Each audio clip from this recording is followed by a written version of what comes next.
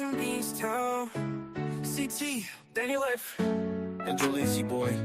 We up right now, locking up your Saturday. Tell your bookie send my payment. Lot of opinions, but we only care about one statement. It's Boston Eddie Cappers, yeah.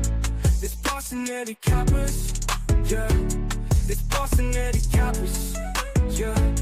It's Boston Eddie Cappers, yeah. Boston Eddie Cappers, yeah. Boston Eddie Cappers. Welcome in to the Monday opener of the Boston Handicappers, November 3rd, 2025. CT Betts will be joining us in a minute once he's, I believe, done with the bathroom. He's emergency shit. I didn't know we had to tell people that. Oh, no, we're absolutely telling people. It's the emergency shit situation of the week for emergency situation. The situation. Thank you. Exactly. Anyways, welcome in. I'm glad to be here. I'm your host, Dan Lifshitz, here with Mr. Julian Edlow of DK Network. Jules, what's going on?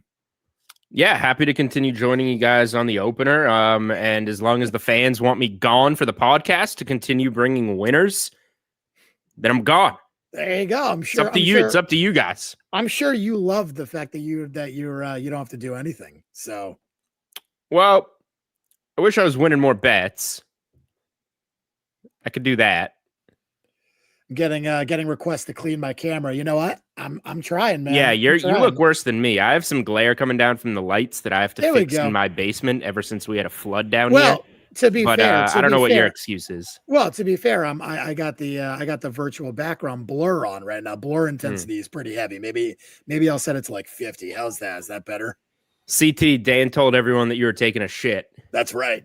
I was indeed. It was an emergency as well. That's right. Yeah. Why we can't talk about taking shits on the show now? You can. I just didn't want to let him come on and like not know that the entire audience is aware of course, that. Thanks, Jules. I mean, we want to be transparent as possible here. Yeah. That's right. Yeah. Transparency at a whole new level. Bowel movements and not. Anyways, a good week last week, gentlemen. I will get the recap here in a minute, but we did once again a very good Jewelist week. That's now 5 weeks in a row or 4 weeks in a row. I haven't missed 4 in a row. There's no way I've missed 4 in a row. It's 3. You've missed, I think it was 3. No, that's right. You missed 3 in a row. We've won 4 in a row. Yeah, wow. Yeah, right. So technically winning week last time I appeared. That is correct. We had a very small winning week. That is correct. Perfect. Okay, so I'll go back and I'll go back the last 7 days here. But last week, let's see, 5-1 in college football. Very good record there. Plus 2.72 units, and here you go, CT, a plus 1.4%. CLV. I know you love that so much. Wowzers. That's right. Look at that. In the NFL, 4-2 plus 1.84 units with a 2.1% CLV. How about that? We're back, baby. Congrats, guys. Our guy Rudy G checking in, calling you CT dumps. I agree with that. I love money. CT looks 20 pounds lighter, 100%. Our guy Connor Whitaker checking in. I'll never forget your money line parlays, Jules. I agree. Yeah, they haven't been great. Caveman checking in. This is not what people mean when they say talk to shit. Yeah, I agree. I got shit for the clean your cam, and of course, our guy saying shit. Jules is back. Not true. I'm on the opener every week. I have missed the podcast due to some work that I have to do. If DraftKings needs me to do something, that's what I got to do. Unless Dan wants to put me on full-time salary and benefits. Dan can't afford that anymore. But DK Network over there showing it. But yes, a very good profitable week.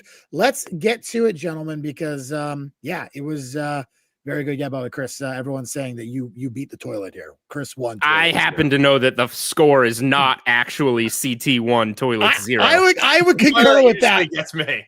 I would concur with that. CT's actually, I would say, a lifetime loser to the toilet is winning. Yeah, no doubt about that. So that is true.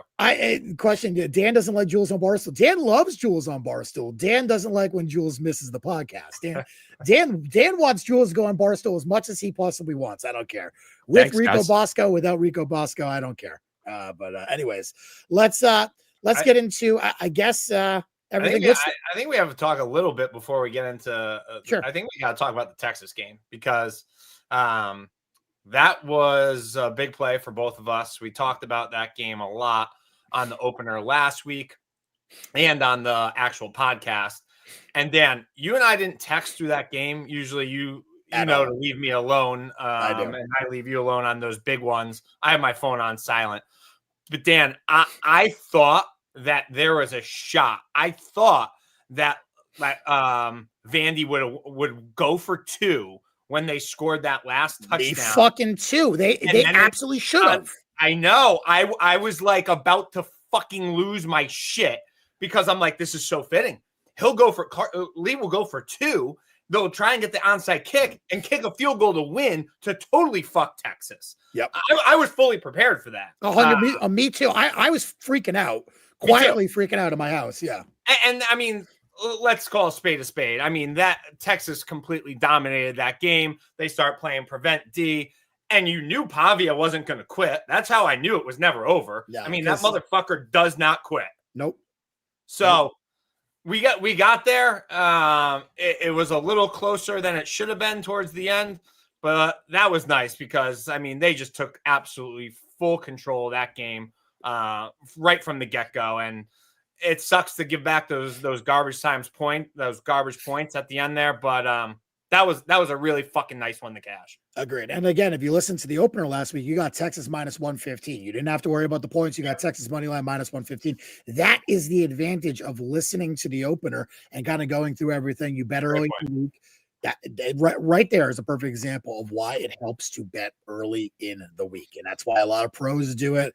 Again, they don't want to move the lines too much early in the week, but anyways, that's a story for another day. Let's get into VIVA thoughts of the week, guys. Brought to you by VIVA Tequila Seltzer, and I'll do the old VIVA read here for everyone. This Monday opener episode of the Boston Handicappers Network is brought to you by VIVA Tequila Seltzer with only 88 calories and a 4.5% ABV. VIVA Tequila Seltzer is the most refreshing seltzer out there. Clean, light, and dangerously drinkable, made with real tequila and bold flavors like huckleberry and grapefruit and Jules' favorite, jalapeno. VIVA pairs perfectly with a winning ticket and some football. And of course, sponsored by VIVA. Our next live show will be November 15th at Drifter's Kitchen and Bar in Quincy, Massachusetts, 11 a.m. Come have some Vivas. Join us. Wow, voice crack right there. Join us while we break down the weekend games. Viva, live long, live well, live it up, Viva. Again, that's November 15th at Drifter's Kitchen and Bar in Quincy, Massachusetts. So we will be there breaking down all of the motherfucking games for the weekend. Hope you guys enjoyed my fucking voice crack there. Holy shit, that was crazy. Anyways, Let's talk about it. Jules, I'll start with you. What are your thoughts of the week from last week? NFL, college, whatever you want to talk about. I'll start with you. Yeah, I don't have much of an overall thought. The Texas game was CT kind of gave his opening thought, and that's where I was going to go too. A wild comeback. I think we closed 3.5 at DraftKings. So some people were jumping on Vandy 3.5 late, got a miracle cover. I did wind up betting Texas money line. I put it out in my article at minus 145. I know we gave it out here at a better price. I got some of it then, waited to see if at the time we thought Arch would be out. I thought I would get something better. Didn't work out that way, but I'm happy that I at least pounced on the money line before it went out to, that closed like minus 175 range, and you kind of had to lay the 3, which is a tough push if you waited. But yeah, I think Texas has an interesting path moving forward now. Like, they kind of have the wiggle room to lose to Georgia or A&M and be that 9-3 team that could get in, depending on how they look and how they finish. So I think we're in a really interesting space to see how this closes out. I maintain the thought that 10-2 Notre Dame is in, but I played Notre Dame team total against BC. I don't know how that game stayed together, but it did. Notre Dame should have scored more points, but ugly one against BC, and then the win against, or the loss to Miami now is not as good of a loss. And Miami should have Cristobal again. Miami should have won that game. Also a bad call to keep that drive going for SMU. Miami should have won that game, but now that loss is even looking tougher. So I guess my overall thought is really the last handful of teams that are going to get into the college football playoff. This is going to be slim margin right now with how some of these teams close, and it's going to be really interesting. All right, CT, over to you. What are your thoughts of the week? I'll hit the NFL for opening thoughts, and the Colts are human, kind of like you and I thought, Dan, and said they would be. Totally different team when you have to go on the road and you play outdoors, rather to playing inside like they're used to and slinging around. Daniel Jones kind of looked like we remember him last as a Giant, right? Yep. What do you have? 4 or 5 turnovers yesterday. Jonathan Taylor, probably worst game of the season. Couldn't break one. That score ending is a lot closer than that game was. After the 7-0 Colts lead, that game was a total domination by the Steelers, and that was a great game plan there. Good spot for the steal. And let's just pump the brakes here about the Colts going to the Super Bowl and winning the AFC Championship. Let's just pump the brakes for a second. I agree. I'll start off. I'll do the NFL too. I'll do the Patriots. I thought their win against the Falcons was sure lucky, no doubt about it. But you know what? I'm wrong. I just, there's flat out, there's nothing else to say at this point. I was just wrong about this team every which way. They're good, man. They find ways to win. I think Josh McDaniels was terrible again in the second half. That being said, the third down play at the end of the game to win that game was a phenomenal play call. Atlanta wasn't even close to seeing it coming. I didn't see it coming. I thought they were going to do something completely different. I was wrong. Want to give Josh his flowers on that one. That was an unbelievable play call. And look, they won the game. So I think you have to give credit where credit's due. I thought the Patriots were going to be a 5-7 win team this year with upside for 8. And it looks like they're going to be a 10-11 team with upside for 12. And yep, some of that's the schedule, of course, but you can only play who you can play. And that's not their fault. They're playing who they play. Now, I don't think this week is going to be great for them. I think this is going to be a really rough week for them coming up. Then they have a quick turnaround to a divisional game on Thursday night. I think this is going to be a rough spot for them. That being said, flowers to the Patriots, flowers to Mike Vrabel, flowers to Josh McDaniels for closing out the game the way he did. Flowers to Drake May, because he did not play well, and they still found a way to win. They still found a way to grind it out. Yes, Falcons missed an extra point. I still believe, even if they don't, Patriots go down, score a field goal, and probably win the game by 3. So I credit to the Patriots. They're fucking back, man. It does seem like they're back. So quickly, before we move on, I do want to do you guys have any thoughts on the Monday Night Football game tonight? I have absolutely nothing on this game tonight. I have 2 props. One of them isn't even counting anymore because Jaden Blue is inactive. Do you guys have anything in this game tonight at all? I mean, I kind of like the cards. It's gross. But I mean, I don't think it's that gross. Brissett's been good. I haven't bet Arizona.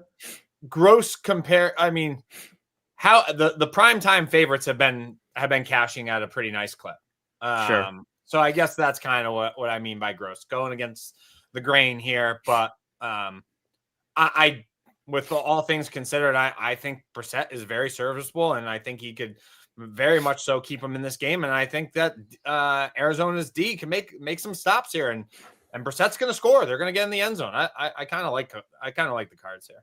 Brissett's been an upgrade for the offense. Kyler Murray was doing nothing offensively. The 2 games that Brissett has played, they're 0-2. They've played their 2 toughest opponents of the season, the Colts and the Packers. Yeah. And lost 1 possession games that went down to the wire. Put points on the board in both games. Brissett's averaging 300 yards passing, 2 passing touchdowns, and now you get this Dallas defense. games in Dallas are averaging over 74 points per game this season. So I did last week. I played the over 53.5 in this game. I think it going down from 54.5 to 53.5 from Kyler to Brissett is an incorrect move in the market. Put it that way, whether it goes over or not. I think Brissett moves this offense downfield, and this is a soft defense. And Dak and Dallas offensively have been just going every game. Arizona's middle of the pack defensively. That shouldn't really scare Dallas off some points at home. So yeah, okay, yeah, but I lean to Arizona as the side. I'm with you. I think Brissett's an upgrade over Murray at this point. Yeah. All right, yeah, got some comments. Says Dan in distress, flowers for McDaniels, blink twice at McDaniels holding Bopper at gunpoint. And then finally, McDaniels a good OC. Nice to see Dan finally acknowledge it. That's not what I said. The play calling was absolute trash in the second half. Josh McDaniels is not a good offensive play caller. We have 10 years of data to back it up. Okay, we don't need to relitigate this tonight. All right, but yes, he did have a very nice play at the end of the game. So let's move over to our Bet 105 moves on the board. The biggest moves of the openers this week. We'll start off with a weekday game. 111-112 South Florida UTSA coming off a big outright victory. South Florida opens 11 up to 14. Any thoughts on this one, guys? Obviously a big one in the AAC. Any thoughts on this one? I feel personally myself, I feel like this number is a little bit too big now. I think UTSA kind of found their offensive strategy. Didn't even have to use Robert Henry that much in that game, and I think they found their downfield passing game a little bit in that one against Tulane. I think this is an incorrect. I mean, not an incorrect move, but I think this is just a bit of an overreaction. Any thoughts from you guys here? I'm with you. I kind of thought it was a little bit of overreaction as well. I think UTSA could stay within the number there in that one, Dan. That I was surprised to see that one get bet up that quickly and up to what 14? Geez, 14. Yeah. Wow.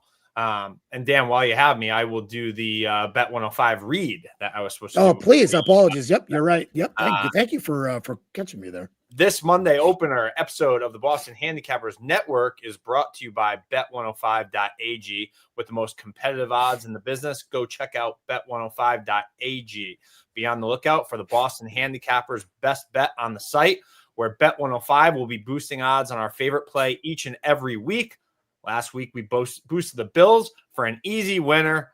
I think they dealt plus 105 on that. They did. So go check out the player prop section as well, where Bet 105 is giving out minus 110 odds on both sides of player props during primetime NFL games as well. An absolute must for prop bettors and the prop shop. Currently closed for repairs right now, but we'll be back soon. Bet 105. Prop shop kind of likes one tonight. Where the pros play. All right, let's continue here. 115, 116 UCF and Houston. Total opens 49.5 down to 47, and Houston opens a small 2-point favorite. That is flipped to UCF now a 1-point favorite after both Houston and UCF took a respective shit in their games on Saturday. Good win with Baylor. That you had in that one, CTA. You and I both believed in that Baylor side. Ended up jumping on that one with you, Jules. I'll start with you. Any thoughts on this one? I think it's a pretty interesting one. Houston, that came out of nowhere. That loss to West Virginia is a big home favorite. West Virginia has been pretty bad. A little bit of a look at it, maybe. Is it? This is what you're looking ahead to? I mean, I'll say it again. The Big 10 and the Big 12 kind of fucking blow this year. I know people don't want to hear that, but that's where we are. You're like, it's like a 2-team league. You got Texas Tech and BYU in the Big 12. You got, Ohio State, Indiana, and Oregon and the Big 10. That's it. Everyone else kind of fucking blows, man. Yeah. I don't think Houston is too bad, despite what we saw last week. I just think they played awful. I kind of disagree with the move on the side. Put it that way. No real feel for the total, but I disagree with the move on the side. I don't know what UCF has done. Houston looked bad. I don't know what UCF has done on the flip side to move 3 points here. I mean, very good passing defense. Obviously, they were going into last week. They were the number 1 defensive success rate pass defense in the country. They're down the 5th in EPA per play and 15th in success rate now. So definitely got busted up by that Baylor pass offense. Hey, anything for you in this one, CT? Any thoughts? I mean, it was. You just don't see that from a Willie Fritz team, just getting shit stomped. I was pretty surprised to see that, especially against Westphal there. Yeah. Kind of what I thought we would see, right, in the Baylor game, Dan. I said Baylor by double digits, and Aranda coaching for his life there. So that didn't totally shock me. Thought that was a really good spot for Baylor there, and a tough travel spot there for Central Florida. I really got nothing in this one. I don't have much. I mean, I guess I made the game around a pick where it is right now. Yeah. All right. Fair enough. Let's move over to our next game here. 145, 146, Indiana, Penn State. Line goes from 12 to 15. Obviously, CT, you and I bet Penn State last week. We both thought that was a pretty good spot for them. Ohio State just romps them. Does not matter. This fucking Penn State team is absolute booty. It doesn't matter, man. They just kind of suck, unfortunately. So is what it is. I don't have any thoughts in here except for we know what Kurt Cignetti likes to do against teams like this. He likes to fucking cover. So that's all I'll say about that. Any thoughts there, CT?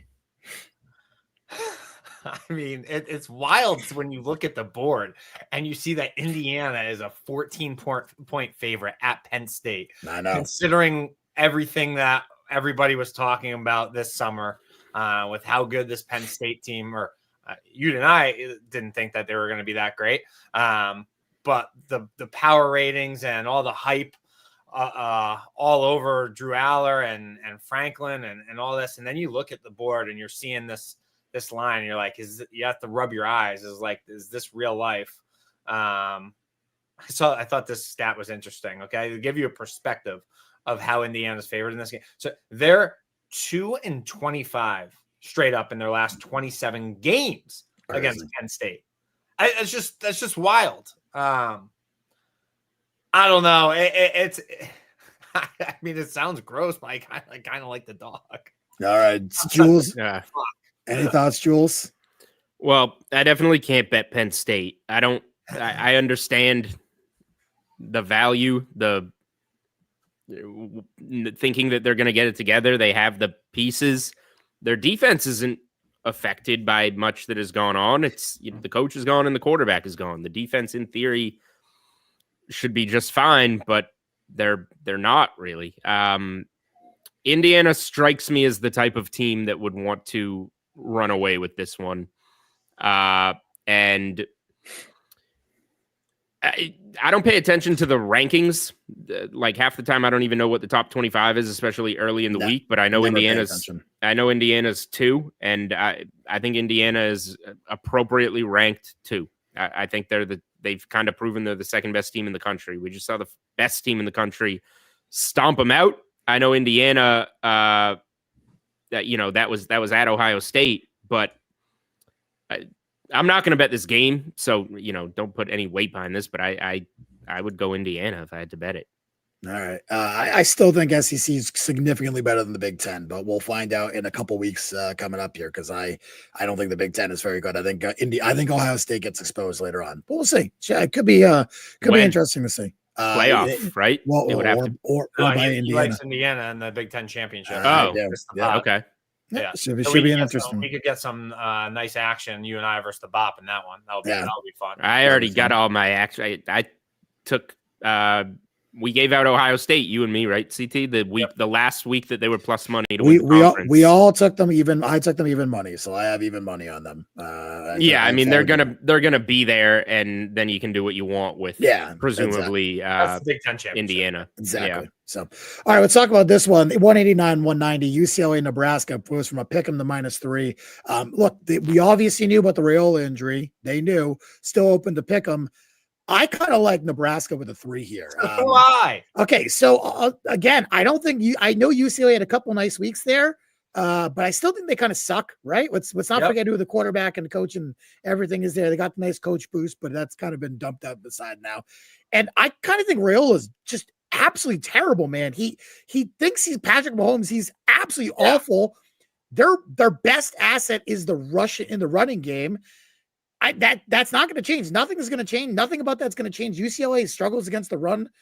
I personally like getting points here with Nebraska. I know it's in UCLA. I don't give a shit. UCLA's run defense, terrible. 119th in EPA, 134th in defensive success rate against the run. This feels like an absolute spot to bet Nebraska. No doubt about it. I'm betting Nebraska this week. You can let me double check bet 105 right now and make sure that it's 2.5 there. So I'll wait till Thursday, but you'll find me on the on that game there. And someone just mentioned, the Matt Rule game here. I do think it's an interesting look. Obviously, getting that extension, this is a big one for him after that. So I do think this is Nebraska or nothing for me. I'm with you. I had this one circled right when I saw the Raiola injury. And then yesterday when they ruled him out for the rest of the year, I said, I'll be on Nebraska to myself. I know we saw only a small sample size of that freshman backup, but then you saw that kid's an athlete. Give him a week of practice with the ones. They'll have a good game plan with him. I bet that kid makes some plays on Saturday night. That's a 9:00 Eastern game. I think Nebraska wins that game outright in UCLA. I thought you had a great breakdown on that. Completely same thoughts. Yep. All right, Jules, any thoughts there? Yeah, I mean, even if let's say you're somebody that likes UCLA in this game, I would not like it moving from a pick to 3 off of the Raiola news, where I don't think, like you guys, I don't think it's that impactful. So I think you're just getting a bad number now on UCLA if that's where you were going to go in a pick to begin with. So yeah, I'm not as passionate about Nebraska as you guys are, but definitely not a spot to bet UCLA now at an inflated number. All right. I'm going to skip the next one. We'll go ahead. We'll talk about this one. 203, 204, San Diego State, Hawaii, -4 to -7, guys. San Diego State lights them up last week with a very good victory again. And Hawaii loses outright to San Jose State. I know our guy CT Bets like that one. Any thoughts for you guys in this one? I don't have a ton of them. I don't know. I mean, I feel like it's getting bet up a little too high here. Like as good as San Diego State has been, Timmy Chang's team kind of been putting a decent season together here, which was we didn't think that would be the case after week 0, right? Yeah, I think they might be able to hang tough here, and that might be too big of a move here. I agree, especially on the island. Yeah, it feels like a big one there. Jules, any thoughts? Yeah, tough move on island going this strong against Hawaii. I think San Diego State probably does win the game. They've been finding ways this year. They've looked really good. But again, usually you don't see this big of a move against Hawaii on island. I'll be staying away from the game. I don't really have interest in backing Hawaii, but I was surprised to see this one move so far. I agree. Yeah, no, completely agree with you, Jules. I would tend to agree. But I would just want to let you guys both know that Arizona up by 4 at half over Florida. I got 50 to 40. Yeah, Arizona came back. They were down double digits, weren't they? That's right. They were down like 13 or so. I'm rooting for you. I know you gave Arizona out. I got nothing in the game here. I got money line and I got money line plus 150 and some spreads. So I'm excited for it. All right. 109. Let's move over to the NFL. 109, 110. Broncos, Raiders move against 9.5 to 8. Raiders come all the way back. Crazy fucking game. Yeah, I think this is a short week for both teams. I think this is the Thursday night game, right? So it's in Denver. I get it. Kind of tough coming off like a full overtime period as well for the Raiders. I could not have anything in this game except probably the under, to be honest with you. So nothing for me in this one. Either you guys, any of this. It's wild, man, what Bo Nix has been doing in the fourth quarters of games. I mean, I was on the Texans yesterday. Unfortunate with the Stroud injury, but at the same time, like You can't win NFL games kicking field goals, man. You just can't do it. You got to put the ball in the end zone. 100%. So like I saw a lot of people today on Twitter saying, "Oh, well, I had a terrible bad beat with the Texans." I didn't really think it was a bad beat. I mean, you just got outplayed in the fourth fucking quarter, and you can't fucking punch it in. Yeah, so, quarterback gets hurt, I think, is a problem. But yeah, that's the way it goes. You're still an NFL backup. Put it in the fucking end zone. 100%. Agreed. They have multiple chances to do that, Jules. Yeah, I don't mind the underlook that you seem to be interested in, Dan. Otherwise, it's not a game I'm going to be laying points with, and not a great spot to trust the Raiders either, coming off that weird game against Jacksonville. If anything, like the way it's been going with the Broncos, they've been a live look. Like I'm not interested in laying this many points, but the way they've been going, they start slow and finish strong in the fourth quarter. So if they are neck and neck with the Raiders at halftime and you look second half, or even if it's close late going into the fourth quarter, that's probably a Denver look. So I'll be monitoring that, but I'm not really interested in either side pregame. Okay. 259, 260, Jags and Texans, kind of continuation of that discussion, but Jags total goes from 39.5 to 37.5, obviously due to the Stroud injury. I actually think it's a decent look for the Texans this week. Davis Mills a week to be prepared. I thought the Jags did not look good once again. They just don't look good right now, man. And again, now back on the road, divisional game in Houston. My guess is Stroud is probably out. Don't know that for a fact, but it's just my guess. But either way, I would lean Texans here. Jules, any thoughts? Yeah, I was thinking the same. They just, like CT said, they don't score. Yep. They don't score. Fairbairn's been an unbelievable prop for like over field goals every week. If he's on your fantasy team, True. You got yourself a great kicker, because they get down there. They don't score touchdowns. Is that going to change this week with Mills given time to prep?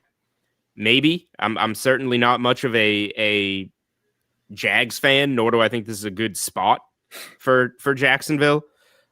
So yeah, pretty gross. And when I've trusted Houston this season, like I did as like CT on Sunday, I was on him against Tampa. I was on him on Sunday. Like it hasn't gone great, but they are not out of it. And this is a big game in that division. I lean Houston. Okay. Yeah, I do too. The defense is still legit, and secondary is really good. Right. Really good. Like Trevor Lawrence and the Jags are not going to make many big plays, I don't think, in this game. Yep, I would agree. Yep. Also had some injuries. Brian Thomas Jr. potentially out this week. Obviously, no Travis Hunter. They had another injury to the wide receiver who I'm blanking on right now. Outside of Washington, pretty much no one is fucking healthy there right now. So certainly an interesting look there. All right, fellas, let's move over to the Juice Reel games of the week. Jules, go on ahead. Yeah. Let me pop it up. You move along so quick at the end. Yeah. All right. Well, we're at 8:03, Jules. Gotta get it going. 8:03. Yeah, Bopper's got places to be. You run such a tight ship every week, such quick shows. This Monday episode of the opener of the Boston Handicappers Network is brought to you by Juice Reel, the world's first transparent betting marketplace, is finally here. No more scammers. If you believe you're a winner, simply sync your sportsbook app, and all of your plays will be shown for everyone to see. Want to find the best bettors instead? Everyone's bets are ranked and records are legitimate. You can access the top Juice Reel members' plays through the app if you want to tail someone, or you can get paid for your plays if someone tails you instead. You can also find exclusive bets from the Boston Handicappers on the Juice Reel app each week that won't be given out on the podcast. Don't worry, they're free. Just go download the Juice Reel app and add the Boston Handicappers as friends via the link provided in our Twitter profile. If you guys have any questions, feel free to DM us. Juice Reel, where transparency is king. There you go. Our guy, Captain Caveman, checking in. Now Jules is complaining the show is moving too fast. Is there anything great, he won't Caveman. bitch about? No, this is what he does. This is what he does. I didn't see it coming. I didn't pay enough attention to the rundown. He doesn't do the podcast. He bitches. He does the opener. He bitches. He does too much. He's nothing. There's just nothing. A lot on to watch tonight. There we go. There it is. I'm. That's why I'm not even paying attention. I got so much looking at my phone right now. But let's head over to the big games of the week. 117, 118. Memphis and Tulane. Memphis currently 6.5, 55.5. Tulane coming off the outright loss to UTSA. And obviously, this is a big one. My guess is they were probably looking ahead to this game. Oh, definitely. So I think they're be prepared for this one. I kind of like Tulane in this situational spot. I think they have the better quarterback. I do think they have the better team. Memphis coming off a brutal couple of weeks here where they have survived. No doubt about it. But what the Rice game was easy. The South Florida game was obviously brutal. They lost outright to UAB. Another loss would be detrimental to them. I think it's a game Tulane must win to keep their conference dreams alive. Any thoughts here, guys? Yeah, this is the Friday game. This is a Friday game. Yep. I kind of like the dog too, and I think it's a little inflated because of the egg that Tulane laid last week. Absolutely looking ahead. It was just a terrible game, and you get those a couple times a year for some of these teams, and that's just what we saw on Saturday here. And I think that this is going to be a close game, and it's going to be a really, really tough game for Memphis, and very important, like you said, for Tulane to win this game. So 6.5 right now, getting those would be my lean.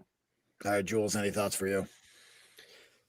Yeah, not as strong on Tulane as you guys. I'm not going to be betting Memphis, but I wish this was a shorter number with Tulane at home. Just spot wise, I would be happier playing Tulane as just like a short home dog. Memphis finds ways to claw games out, like even going back to that Arkansas game where I had Memphis. That was one of our live shows. Stats and Southie. Memphis had no business winning that game, and they did, and they've done that. We're both on that one. Yep. Yeah, and they've done that multiple times this season, and I think they can find a way to do that on a Friday night home game. So, like, I agree with what you guys are saying on the, Tulane's coming off a bad game. Like, this is a spot where you're getting probably some extra value on them in market. But I can't find it in me to go against Memphis at home on a Friday night. Okay. Anything? I guess that's it. All right. Let's move on. 165, 166. Texas Tech and BYU monster game in the Big 12 this week. Texas Tech a 9.5 point favorite. 53.5 is the total. We have seen a little bit of buyback towards BYU. CT, I'll start with you. Any thoughts in this one? I think this is a Joey McGuire game at home where finally, I know we've been saying it for a while. Finally, I think BYU gets exposed here, and the best team in the Big 12, which is Texas Tech, in my opinion, prevails, and they whack them. Dan, this line is high for a reason. I thought that Tech was, myself being on K-State last week, that was showed me a lot for McGuire to go in there. And I know that K-State team's been reeling. They've been up and down all year long. But this is a game right here where McGuire and these kids, they rip it. And they'll be slinging it. And it's going to be a really, really tough game for BYU. And they're going to be back on their heels. And Joey's not going to let up either. I like Texas Tech and the Red Raiders to cover this game here. Our guy Rudy G checking in saying BYU is going to get their tits blown off. Last week's version of Utah and Cincinnati. Jules, you're chuckling. What are your thoughts in this game? Utah Cincy, not a bad comp. Yeah, I've been betting on BYU to get their tits blown off for a month now, and it hasn't happened. I'm pretty sure you've gotten your tits blown off, and I've definitely gotten my tits blown off betting them against them. So yeah, the spots have been there for BYU to go flat, and they keep making it happen. That said, wasn't it last year's BYU team that got out to the undefeated start and then had the poor close? That's correct. They finally came back to life. I think we're going to see a lot of similarities down the stretch for BYU here. Their record is much better than they are. And Texas Tech, outside of that trip to Arizona State where Leavitt played his last good, healthy game of the season, they've been blowing doors, whether it's, K-State, who has finally seemed to have gotten it together coming into that one, the game at Utah, where they just annihilated them, and Utah is a very good team. BYU is going to lose this game. The question is just, is it going to be with margin? I think it will be. I think Texas Tech does win this game by double digits. By the way, while we were discussing this game, we just moved to 10.5 at Bet 105. Yeah, I just bet it to -9.5. Yep. So I guess I'll give that as a show play. I mean, you and I both will, CT. We're going to do a little double here. Yeah, I just said it while Jules was talking as well. Convinced myself that.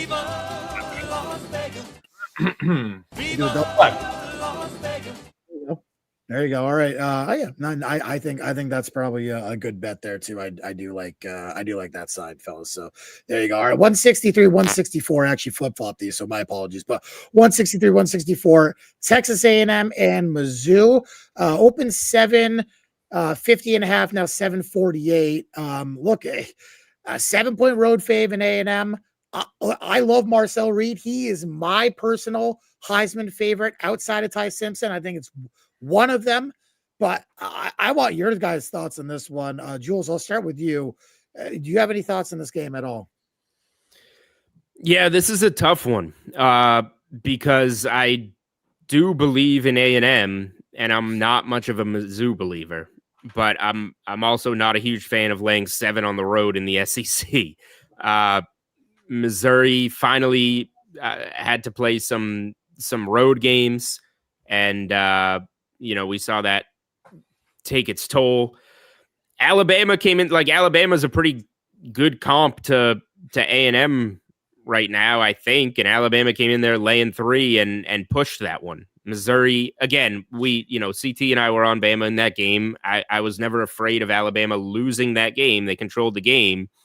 But Missouri was also right there the whole way, threatening to cover, and they eventually did backdoor it from down 10 to put it to 3 with a late touchdown. So I could see a pretty similar game here. I think it's A&M by a possession or so. So nothing enough for me to play aside. I could see A&M by 3. I could see A&M by 7. I could see A&M by 8 or 9. I do think they win the game, but man, it's tempting to go with Missouri. I just think going back to the feel and the handicap that I've had them on them this year, I think they are a tier down from a lot of these other SEC teams, and A&M is certainly one of them. All right, CT, over to you. Yeah, I kind of like Missouri here. I agree with the comment there. Missouri's a good team, and they're very well coached. They are well coached. Drinkwitz is tough, and he never gives up, even without Prabula. I think that they're good enough to hang around in this one, and I guess I mean Texas A&M keeps proving me wrong because they keep on winning games. We'll have to see, but I feel like this is a little too high here. I think Missouri could give A&M some trouble this weekend. I do too. They are. I mean, again, they are, I believe, off the bye. So I mean, again, that's a nice situational spot, but it is their 3rd straight road game. It's still difficult to do. If this is Pribula, I'm probably betting Missouri money line. That's not the case. Wow. I'm a huge A&M guy, but I think unfortunately it's probably a 1-score game. Yeah, but it's I can't be betting it. Can't be bothered to do it. All right, let's continue with stay in the SEC. I was gonna say continue, stay in the SEC. 169, 170, Bama and LSU opens 11:51.5, now 10:49. CT, you've been our Bama guy all year. I'll start with you. What do you like in this game? Obviously, Brian Kelly gets fired from LSU. Well, what are your thoughts? Yeah, I think they get I think you and I talked about this on last Wednesday, right? The coach's bump. And I think LSU gets a bump here. And they'll be ready to go. Bama had a much needed bye. I mean, they were really up against it week after week, ranked team after ranked team, grinded out games. They need a much needed break. I think this is too high, Dan. I think Bama is going to figure it out and get the win here. But LSU, I mean, could absolutely stay within this number and keep this game close. Like, this isn't not going to be a roll the balls out there and sleepwalk win for Bama. The LSU kids are going to play tough, and they'll have a good game plan here. LSU. I mean, these are kids that are 4 or 5 stars. Like, we like to talk about that. Just because then I don't think they were really thrilled with Kelly as their head coach either. So they'll give it all they got on Saturday night, and I could see LSU staying within this. Agreed. And again, also Alabama is off the bye. Just to remind everyone, Alabama will be off the bye this week. I mean, both of them. Yeah, well, yeah. So 100%. LSU will obviously too, which is why they got rid of Brian Kelly. But I did want to mention, Alabama. I don't know how much time they spent in the bye week prepping for LSU with number 11 Oklahoma on deck. A defense absolutely give them issues. So that was kind of the one thing I wanted to mention. Jules, what are your thoughts on this game? Obviously, you've been high on Alabama all season as well. Yeah, if Bama wasn't off the bye and was going through that gauntlet of SEC games that they had been, this would be a great spot for LSU to just kind of come up and catch them. I still think it's a good spot for LSU. You're off the bye. Brian Kelly seems like a very unlikable dude. So I can't imagine the players like him. They've got to be thrilled that he's gone. And now you got 2 weeks to prep. You get the coach's bump. Like, LSU is at home on Saturday night. This is a night game, right? It's in Bama. It's in Bama. No, it's in Bama. Shoot. Right. All right. It's in Bama, and it is a night game. It's 7:30 kickoff. Yep. Yeah, I don't know why I just went to LSU there, but like home or away, this is a game that you show up after the coach being fired and play your best football. So, yeah, I think the number's inflated.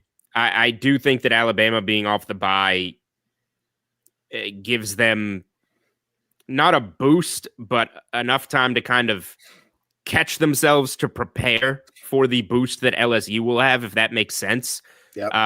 They had that early loss. They don't want to take more losses to affect their ability to be highly seeded in the college football playoff.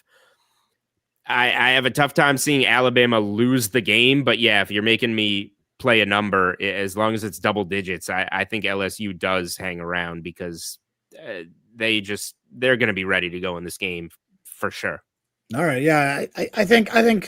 I think it's probably LSU or nothing. I probably won't end up being on it in any sort of capacity at all. Yeah. All right, guys. We only have about 10 minutes left in the show because we are getting headed and we are about to start out Monday Night Football here. So we got to wrap this up rather quickly. We'll talk more on the on the podcast. But 173, 174, Oregon, Iowa. CT, I'll start with you. I know you have some serious thoughts on this game. Yeah, I bet Iowa, and I'll give it out here. Iowa plus 6. Make that a show play. I think they could win this game, Dan. I really do. This is a really, really different Iowa team. They can win this game on the lines, on the offensive line, on the defensive line, and kind of get more out of sync, right? He's been either really good or really bad. And if they could make him make some mistakes, kind of cause havoc with those skill position guys, like, this is a game where Dante Moore could throw some picks, and special teams and defense, we know Iowa excels at. And this game is sold out at Kinnick again. The big noon game, which is going to be at 2:30, 3:30 our time. Yep. A little birdie told me that Lanning was complaining about this game, and it was supposed to be at noon, and he got his way, and they changed this game because Dan Lanning is a little bitch. Pussy. But I think Iowa has a real shot if they control the line. Heard that Gronowski is finally back to 100%, Dan. So his legs are going to be a big factor here. So throw in the short passes, the screen passes, the 3 running backs that Iowa likes to use, sometimes 4 with the freshmen, and Mark running the ball, control the lines, defense. Like, Iowa's going to have a really good game plan here. And we saw what Iowa did versus Indiana. Iowa gave Indiana the toughest game yet so far, and everybody's touting Indiana that they're the best team in the country and the best team in the Big Ten. And if Gronowski doesn't get hurt, Iowa wins that game. Iowa's very live this weekend. Iowa +6. Jules? Totally aligned. And that was the game I was going to bring up to talk about is Iowa was getting whatever it was, right around the same number, and it kept ticking up to Indiana. Iowa was getting like 8.5, I think, at one point at home against Indiana, and hung around all game. They were right in that game for the entire game, and obviously ran. There was that unfortunate play at the end that adjusted the final number from 5 to 7, right? No, 7 to 5. 7 to 5. Oh, 7 to 5. Right. Okay. Yeah. So, yeah, I think it's a pretty similar spot, except that Indiana's a better team than Oregon. We've seen that proven by Indiana taking that game on the road. So we know Iowa's a well-coached team. Iowa plays well at home. They're good in the trenches, good defense, and Oregon just is not as good as they looked early when they were doing all this, smoke and mirrors against not very good teams. And they have looked very human when they've played against better competition. And this is going to be one of those spots. So yeah, I'm most likely going to be taking the 6 points with the home dog here as well. All right. Let's move on quickly to the NFL. 263, 264 Bucks and Pats. Bucks -2.5, 48 is the total. I'll tell you right now, you can mark me down. I'll be on the Bucks here. This is the spot where, unfortunately, I think the Pats kind of get it handed to them. This is not nothing to do with them. I think they're a good team. I'm still wrong about them, but this is the spot on the road. Numbers right. I think this probably closes around 3. I'll play the -2.5. I'll lay it with the Bucks. I think they probably win this game going away. I don't think it's all that close, but this number already on the move. We're seeing some -2.5, -120 in spaces. I would bet the Bucks here -2.5, -110. CT, over to you. Yep, I'll join you. The team. Show play for me on the Bucks. This morning, -2.5. You and I already talked about it. Hand up. I'm wrong on the Pats as well. This is a really tough spot for New England down there, playing a really, really tough Tampa team. And this probably gets out of hand as well. All right, Jules, anything for you? Yeah, I agree. This is Tampa or nothing. The Patriots have been fantastic. They've been covering numbers up until this past week. But now you got to go on the road. And again, I know 3-0 road trip. The Buffalo win was impressive. Tennessee and New Orleans, meh. This is going to be their first real quality opponent in a while. Bucks, extra prep at home. The bubble's going to burst at some point. Like BYU in some ways with the Patriots, like the bubble's going to burst at some point. This feels like a pretty strong spot for that to happen. All right. And then final game of the week that we're going to talk about here, Monday Night Football game, 275, 276, Packers, Eagles. Packers -2.5 coming off the outright loss to the Panthers. 44.5 the total, CT. Yeah, I mean, laid an egg there. I mean, that was a tough one. Now you get all the injuries here for the Pack. And clearly, we're looking ahead. It was a clear look. For sure. Yeah. But still, I mean, the Tucker Craft thing, that's not great. But now, you get a little extra rest being the Monday night game here. I think they're going to put a better effort together. And the only side I can have here is Pack. Give me the beaten, bruised up Packers that just lost outright to Carolina as 13.5-point favorites. That's the kind of game I like in the NFL. All right. You want to make it a show play? No, because I think I'm going to be able to get better. Okay. Jules, any thoughts? Yeah, it's a tough game. I like the Packers more than the Eagles as a team this season. The Eagles have done an impressive job of loading up in the in-season trade market, which is hard to do in the NFL. Man, I do lean to the Packers to bounce back from that game, but the Kraft injury is Sucks. huge for their offense. Like on a per play basis, they go from elite to bad. So we got time to dig in more on this game. I need to dig in more on this game because I think this is a really tough one. All right. That is going to be it for us. I know we're running late as it is because we're already in the Monday Night Football. We're actually already in like a deep drive already. So we're going to end the show here. Cards got to stop there. Oh, they did? Okay, yeah. Yeah. There you go. So appreciate everyone checking in. We'll be back Thursday with the podcast, and it will be out with or without Jules. We're not sure yet, but it will be with or without Jules. We'll catch you all then. Cash some tickets, and let's have a good week. And I'll put out some more. We'll probably put out some more points tonight on Twitter. So there you go. Have a great week, everyone. Cash them. Cash them.